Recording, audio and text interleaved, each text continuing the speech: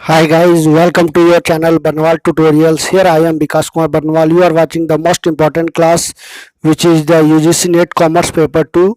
Now friends, let's start our current affairs or important questions for the UGC NET Commerce and special questions about the Paper 2 Commerce. तो चलिए आज की class की शुरुआत करते हैं। तो मैं बता दूं कि आज मैं कुछ करंट अफेयर्स के साथ साथ इंपॉर्टेंट क्वेश्चंस भी बताने वाला हूं, जो कि बेहद ही इंपॉर्टेंट होगा आने वाले समय में। जो भी यूजीसी कॉमर्स के कैंडिडेट हैं वो सभी ज्वाइन कर सकते हैं मेरे क्लास को बिल्कुल फ्री ऑफ कॉस्ट में। क्लास को ज्वाइन करो, इसमें बहुत सारी इंपॉर्टेंट इन्फॉर्मेशन आपको बताई जाती है ताकि आपको एग्जाम में आए तो आप इसका आसानी से जवाब दे सको। तो चलिए आज की इंपॉर्टेंट सेशन की इंपॉर्टेंट क्लास की शुरुआत करते हैं और जानेंगे कि आज यूजीसी नेट कॉमर्स पेपर 2 में क्या क्या सवाल हैं और कौन कौन से करंट अफेयर्स हैं जो कि कॉमर्स से जुड़ा हुआ है, इंडियन इकोनॉमी की, वर्ल्ड इकोनॉमी से जुड़ा हुआ है। तो चलिए फटाफट चैनल को सब्सक्राइब कर दिए, लाइक कर दिए, शेयर कर दिए, यदि नहीं हो तो बेल आइकन प्रेस कर दिए ताकि ऑल काइंड्स ऑफ नोटिफिकेशन मिल सके। और आज की इंपॉर्टेंट क्लास की शुरुआत करते हैं। तो बता दूं कि मैंने जो है पिछले दिनों स्मृति ईरानी, जिनका जो कि केंद्रीय कपड़ा मंत्री भी हैं, उन्होंने जो है एक लाल सलाम बुक लिखा है, उस पर मैंने एक वीडियो बनाया है। तो आप जरूर वीडियो को ज्वाइन देखिए और उससे ज्ञान हासिल कीजिए। तो चलिए आगे बढ़ते हैं, आज की क्लास की शुरुआत करते हैं। सबसे पहले जीएसटी कलेक्शन की बात की जाए, जो कि देश में बहुत अच्छा परफॉर्मेंस रहा है पिछले 2 सालों की तुलना में, क्योंकि कोरोना का लगातार स्थिति खराब हो रही थी जिससे कलेक्शन में कमी आ रही थी। इस बार जो है लगातार बढ़ती रही है। तो बता दूं कि जीएसटी संग्रह देश में नवंबर में जो है 1,31,526 करोड़ रुपए पर हुआ है। यह एक साल पहले की तुलना में 25% और नवंबर 2019 की तुलना में 70% अधिक है। नेक्स्ट चलते हैं। हाल ही में ट्विटर के सीईओ पद पर काबिज हुए होने वाले प्राण अग्रवाल को 10 लाख अरब डॉलर यानी 7.5 करोड़ रुपए सालाना वेतन मिलेगा। इसमें तमाम भत्ते और बोनस शामिल नहीं है। भारत में जन्मे अग्रवाल आईआईटी मुंबई से स्नातक हैं। उन्होंने स्टैनफोर्ड यूनिवर्सिटी से कंप्यूटर साइंस में पीएचडी भी की है। तो ये काफ़ी इंपॉर्टेंट 2 सवाल था जो कि आज मैंने बताया, और आगे भी आपको मैं बताने वाला हूँ कि जीएसटी में कितनी बढ़ोतरी की गई है उसका एनालिसिस करवाऊंगा एक चार्ट के तहत, एक डेटा के तहत, ताकि आपको भी जानकारी होनी चाहिए, क्योंकि इस तरह का सवाल आपको देखने को मिलेगा हर एग्जाम में, चाहे यूजीसी नेट की हो या और भी। तो ये 2 इंपॉर्टेंट सवाल थे। तो चलिए, तो देख सकते हैं ऐसे बढ़ रहा सालों में जो है, मतलब साल दर साल सेवा कर का संग्रह करोड़ रुपये 2021-22 में। तो देख सकते हो आप कि नवंबर में जो है कितना बड़ा राशि बढ़कर आया है। पिछले महीने से बेहतर रहा है, दिसंबर में कमी संभव है। तो ये भी एक इम्पोर्टेंट है, क्योंकि ओमिक्रॉन आ गया है। कोरोना के कारण एक्सपोर्ट इंपोर्ट में जो है जरा सा दिक्कत हो रहा है, जिससे जो है ये आशाएं की जा रही है। तो घरेलू बाजार के मुकाबले आयात से दुगना बढ़ा राजस्व। किस मद में कितना कलेक्शन आया है? तो central GST, state GST, integrated GST, cess और कुल, इस तरह से 1,31,526 करोड़ रुपए, जो कि वित्त मंत्रालय के द्वारा आंकड़े जो जारी किए गए हैं। सेंट्रल जीएसटी की बात की जाए तो 23,000, स्टेट जीएसटी सबसे ज़्यादा रकम आई है, इंटीग्रेटेड जीएसटी से दोनों इक्वल है। तो 2020 नवंबर में जो हुआ है, 2018, 2019, 2020, 2021 में देख सकते हो 2018 में 97,000 मात्रा आए थे, उसका लगातार ये बढ़े हैं।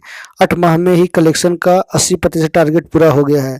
तो ये एक्सपर्ट के द्वारा ये बताई गई है। 12 लाख करोड़ रुपए का जो अनुमान था, यानी सालाना जो जीएसटी कलेक्शन का था, वो पूरा कंप्लीट हो चुका है। नेक्स्ट चलते हैं। आरबीआई ने नए पोर्टल से गोल्ड बॉन्ड के ले सकते हैं, ये इंपॉर्टेंट जानकारी आरबीआई ने शेयर की है।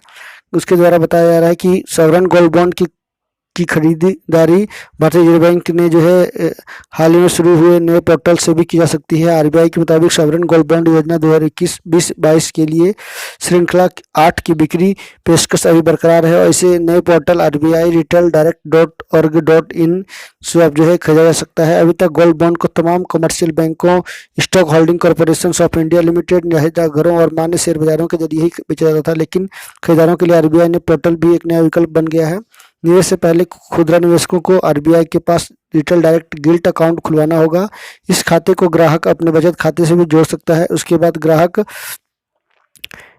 सरकारी सिक्योरिटीज़ में निवेश के लिए गिल्ट अकाउंट का उपयोग कर सकता है। तो गिल्ट अकाउंट का उपयोग होता है, ऐसे बता दूं कि आप शेयर में का या खरीद बिक्री करना चाहते हो तो आपको उसके लिए डीमेट अकाउंट की जरूरत है, जो कि बैंकों में बनते हैं, लेकिन इसके लिए सॉवरेन गोल्ड बॉन्ड के लिए जो है वो गिल्ट अकाउंट खुलाना जरूरी है। नहीं चलते हैं। केंद्रीय बैंक की नई योजना के तहत खुदरा निवेशकों को ऑनलाइन आईडी खाता खोलने की सुविधा होगी। इन खातों को निवेशकों के बचत खातों से जोड़ा जा सकता है।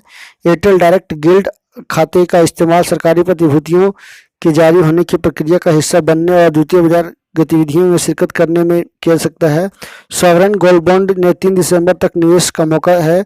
सॉवरेन गोल्ड बॉन्ड की साल की आखिरी सीरीज में 1 ग्राम सोने की कीमत 4,791 रुपये तय की गई है। ऑनलाइन पेमेंट में जो है 50 रुपये की छूट भी मिलेगी। सॉवरेन गोल्ड बॉन्ड की परिपक्वता अवधि जो है 8 साल होती है। तो काफ़ी इंपॉर्टेंट था सॉवरेन गोल्ड बॉन्ड के लिए, जो कि मैंने बताया। आगे मैं आपको दिखाऊंगा इसके आंकड़े कुछ डेटा के माध्यम से, तो किस तरह से ये फायदेमंद हो सकता है। सॉवरेन गोल्ड बॉन्ड कब कितने जारी हुए हैं, तो देख सकते हो 2021-22 में आप 17 मई से 21 मई में।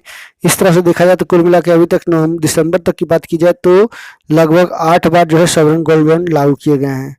तो सबसे अधिक राशि की बात की जाए तो इसी बार हुई है 4,791 रुपये की प्रति 10 ग्राम की, 1 ग्राम की सॉरी। तो ये आंकड़े आप देख सकते हो कि एक साल में 8 बार श्रृंखला 8 की शुरुआत हुई है। पहला कब हुआ है, दूसरा कब हुआ है, इस तरह से 29 नवंबर से 3 दिसंबर तक ये आप खरीदारी कर सकते हो। नेक्स्ट चलते हैं उर्वरक की, फर्टिलाइजर की। यूरिया की कंपनी है जिसका नाम इफ्को है। तो उर्वरक बनाने वाली इफ्को ने कहा है कि उसे दुनिया के प्रमुख 300 सरकारी समितियों में शीर्ष सहकारी समिति का दर्जा दिया गया है। उसको उसके ने एक के द्वारा जो एक बयान में कहा गया है कि यह रैंकिंग प्रति व्यक्ति जीडीपी के अनुपात में कारोबार पर आधारित है। यह रैंकिंग अंतर्राष्ट्रीय सरकारी गठबंधन द्वारा प्रकाशित 10वीं वार्षिक विश्व सहकारी मॉनिटर रिपोर्ट के 2021 के संस्करण के अनुसार है।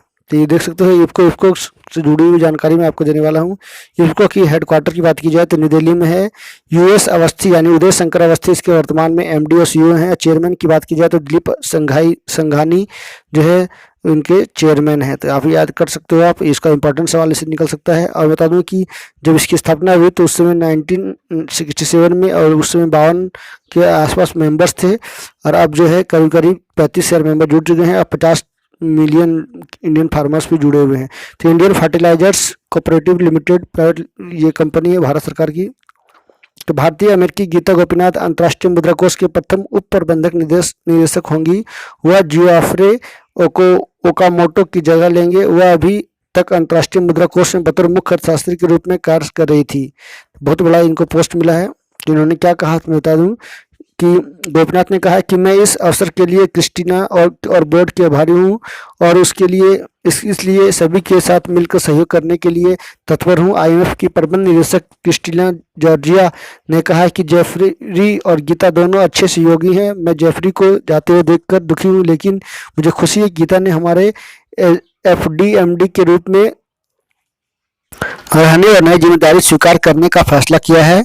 जॉर्जिया ने कहा है कि आईएमएफ में गोपीनाथ का योगदान पहले से ही असाधारण रहा है। तो फ्यूचर इंडिया में भारत की सबसे शक्तिशाली महिलाओं 2021 की सूची में गीता गोपीनाथ 7वीं सबसे शक्तिशाली महिला है। अमेरिका की निवासी हैं और उनका जो है जन्म भारत में हुआ था।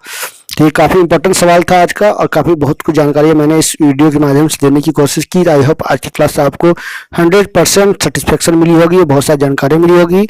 So thank you very much for watching. Stay healthy and be happy. So B continue watch my video regularly and share also. So thank you very much. Thank you again. Thank you सभा का धन्यवाद आप सभी का।